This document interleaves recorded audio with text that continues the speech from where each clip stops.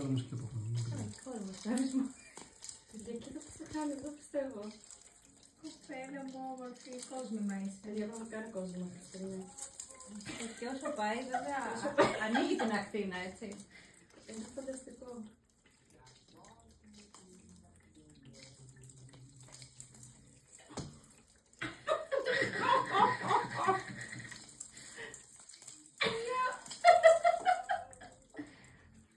Έχει μυαλί πάνω. Άγκα. Από την τελική, εντάξει, πραγματικά είναι τρομερό αυτό που γίνεται. Φανταστικό. Απλά έτσι έκανε η τσίχλα κάθε βράδυ Τίνα.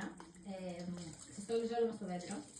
Παίζει ποδόσφαιρο με τις μπάλες και εμείς κάθε πρωί το στολίζαμε. Και πόσο διακριτικά μου το κάνει. Και αυτό να αυξάνει το εύρος της κίνησης.